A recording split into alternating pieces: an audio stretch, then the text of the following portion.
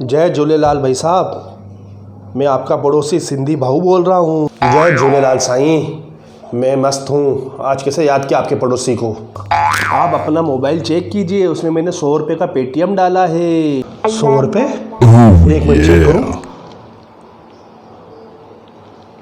किस खुशी में 100 रुपये दिए? आपको मेरी कसम, आप 100 रुपये के लिए मना मत करना।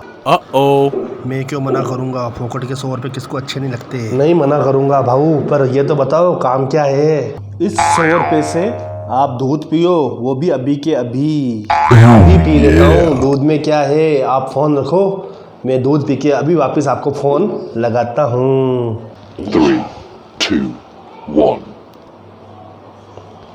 मेरा पड़ोसी सिंधी भाऊ भी कितना चूतिया है। 20 रुपये के गिलास के दूध के 100 रुपये दे दिए है। अपने बाबू ये 80 का तो फ़ायदा ही है, और दूध भी अपन ही पी रहे हैं, यानी 100 रुपये का फ़ायदा। अभी फ़ोन लगाता हूँ। हाँ हेलो, हाँ मेरे पड़ोसी दोस्त, अब बताओ आपने किस खुशी में मेरे को 100 रुपये दिए और दूध पीने के लिए? पंडित जी ने मेरे को एक आज उपाय बताया कि आज नाग पंचमी है, नाग पंचमी के लिए किसी नाग को दूध पिलाओ। पर क्या आजकल शहर में क्या नाग मिलते ही नहीं हैं? तो फिर मैंने बहुत सोचा, बहुत दिमाग लगाया। फिर मैंने दिमाग लगाया कि मेरे पड़ोसी भी किसी नाग से कम थोड़ी है, तो क्यों ना इसको ही दूध पिलाया जाए।